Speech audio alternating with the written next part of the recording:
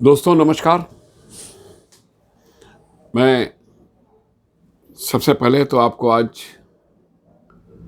श्री गुरु गोविंद सिंह जी महाराज के 354वें 354th प्रकाश उत्सव की हार्दिक बधाई देता हूँ, कोटान कोट बधाइयाँ देता हूँ। आज बड़ा पावन दिवस है, खास करके हम पटना वासियों के लिए। दोस्तों, श्री गुरु गोविंद सिंह जी महाराज ने इसी पटने की पवित्र धरती पे अवतार लिया। हमें बड़ा गर्व महसूस होता है कि हम भी पटना वासी हैं, जिन्होंने उनके चरणों में ही निवास बनाया है। दोस्तों, युगों युग तक अगर कोई किसी व्यक्ति विशेष युगों युग तक अगर कोई याद की जाने वाली बात अगर होती है तो जो अवतार उन्होंने लिया वो कोई साधारण पुरुष नहीं थे, वो तो अवतार के रूप में आए थे।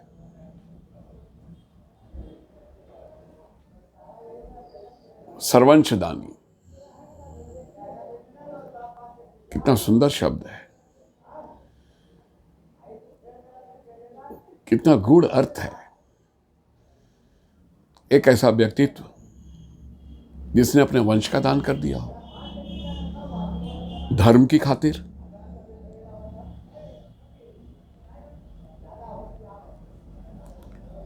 पिता को दान किया, चारों बच्चों को दान किया,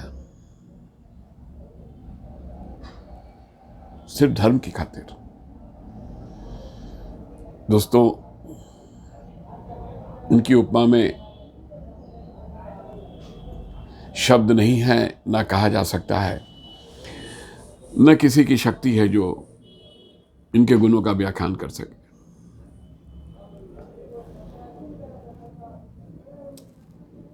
गुरु गोविंद सिंह जी महाराज खालसा पंथ की स्थापना की। इनके बारे में एक चीज और बड़ी अच्छी कही जाती है, संत सिपाही। कितना गूढ़ अर्थ है।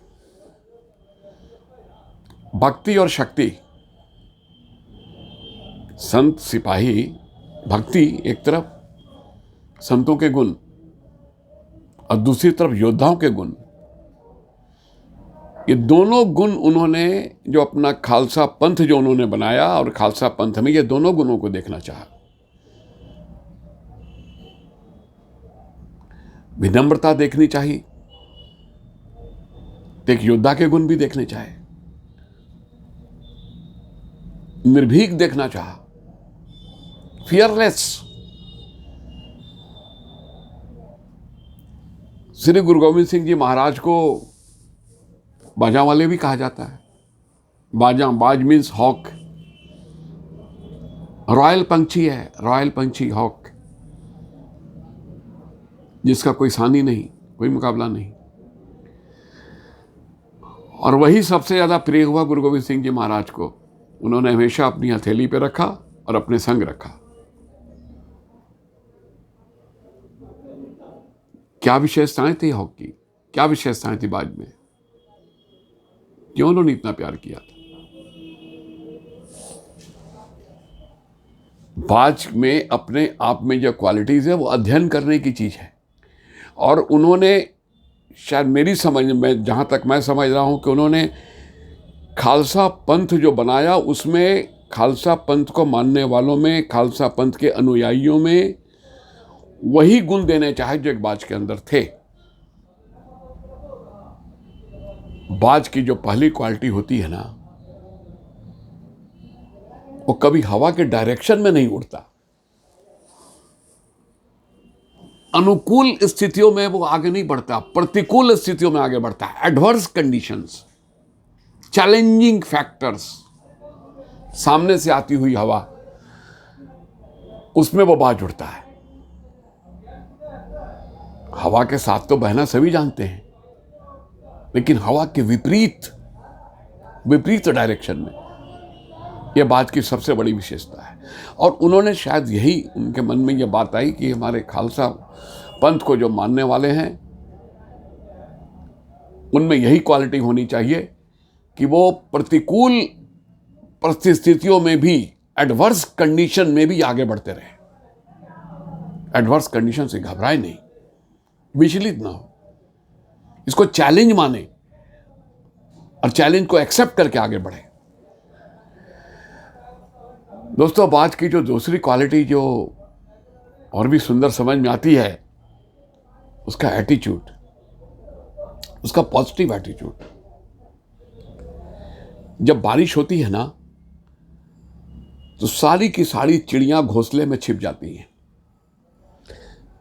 लेकिन एक बाज ऐसा पंछी है, एक तो बाज अपना घोंसला बनाता ही नहीं, वो तो फ्री विचरण करना चाहता है, स्वतंत्र।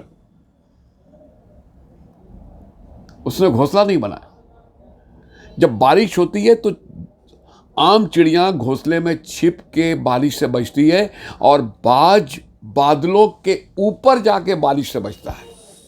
और बाज ये संदेश देता है, जो उसको पता है कि बादलों के ऊपर पानी नहीं है। तो एक ने पानी से बचने के लिए मुंह छिपा लिया और दूसरे ने उस पानी के ऊपर जाकर के अपने को बचाया। तो बाज ये संदेश देता है कि सर्कमस्टांसेस कैसी भी हो, कितनी भी सिचुएशन कैसी एडवर्स आ जाए, लेकिन उसके ऊपर जाकर के सोचो, क्योंकि ऊपर जाने के बाद नीचे की चीजें छोटी हो जाती हैं। तो समस्या भी अगर ऊपर बढ़ के सोचा जाता है ना, तो बड़ी से बड़ी समस्या भी छोटी हो जाती है। यह संदेश बाज का गुरु गोविंद सिंह जी महाराज ने अपने अनुयायियों में देना चाहा।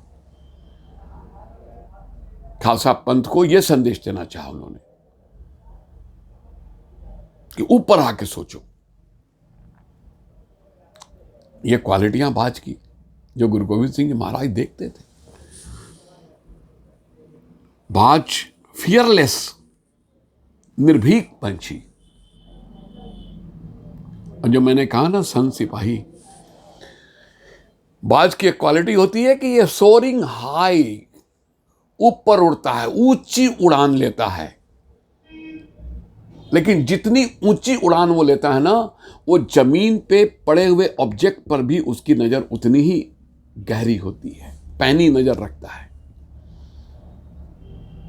एक तो उसके देखने की जो विजन पावर है, वो आम आदमी से, आम पंछियों से 10 गुना ज्यादा है। बाज की क्वालिटी, बाज आत्मनिर्भर है, दूसरे पे डिपेंड नहीं करता, अपना शिकार खुद करता है, स्वावलंबी। ये बहुत एक अच्छे व्यक्तित्व की यह पहचान है, आत्मनिर्भरता। आत्मनिर्भर बनो, यह गुरु गोविंद सिंह जी महाराज का संदेश था अपने खालसा पंथ के मानने वालों के लिए कि आत्मनिर्भर बनो, हार्डी बनो, आत्मनिर्भर बनो, फियरलेस। ये सारे के सारे गुण जो उन्होंने बाज में देखे, और उन्होंने ये गुण अपने खालसा पंथ के मानने वाले लोगों को देने चाहे, इसलिए उन्होंने बाज को सदा अपने साथ रखा। और वैसे भी कहते हैं कि बाज जो है ना, वो स्टेटस का भी सिंबल है। गुरु गोविंद सिंह जी महाराज ने जो धर्म और देश के लिए किया, दोस्तों, शायद ही कोई इतिहास में ऐसा उदाहरण मिले जो उन्होंने किया।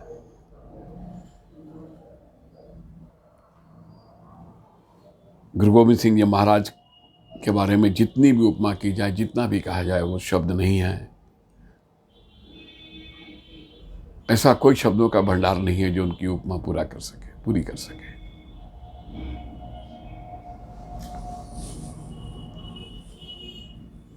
गुरु गोविंद सिंह जी महाराज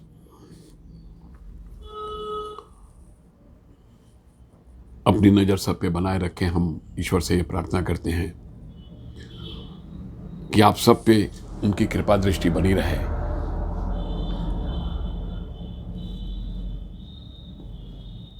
बाज की मुझको एक क्वालिटी और याद आई, मैं आपसे वो भी शेयर करना चाह रहा हूँ कि बाज के बारे में ये कहते, मैंने कहीं पढ़ा है कि बाज की आयु जो होती है वो मोर देन 100 ईयर्स होती है, 100 साल से ज़्यादा जीता है, शायद 120 साल तक है। लेकिन आधी जिंदगी जीने के बाद बाज की जो चोंच होती है जिससे वो शिकार करता है वो ब्लंट हो जाती है, मुड़ जाती है, उसके पंख उसके शरीर से चिपक जाते हैं, पैर के पंजे भी ठीक से काम नहीं करते, वो भी मुड़ जाते हैं। अब बाज के सामने तो 2 ऑप्शन है, या तो उसी तरह से जिंदगी गुजार दें, या दूसरा ऑप्शन होता है कि फिर से अपने को रिवाइव करें। तो बाज में रिवाइव का भी गुण है। बाज किसी तरह चट्टानों के पास पहुंच जाता है और चट्टानों से अपनी चोंच को टकरा करके फिर से नुकीला बना लेता है, शरीर को टकराता है, पंखों को छुड़ा लेता है, पैरों को टकरा के पैरों को भी फिर से वो ताकत ले आता है और बची जिंदगी को बड़े गर्व के साथ जीता है, हताश नहीं होता। दुनिया का सबसे बड़ा गुण है हताश नहीं होना, निराश नहीं होना। ये सारे के सारे गुण इस पंछी में देखने को मिले और शायद इन्हीं गुणों के कारण गुरु गोविंद सिंह जी महाराज ने बाज से प्यार किया, बाज को सदा अपने साथ रखा। ये प्रतीक था खालसा पंथ के अनुयायियों का कि जो इन गुणों का समावेश जिन लोगों में है, मैं उनसे बहुत प्यार करता हूँ, मैं सदा उनको साथ रखता हूँ।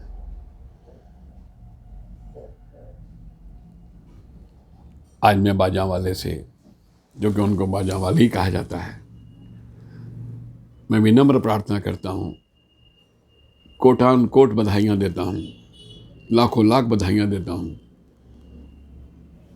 और ये अरदास करता हूँ, ये प्रार्थना करता हूँ, ये बेनती करता हूँ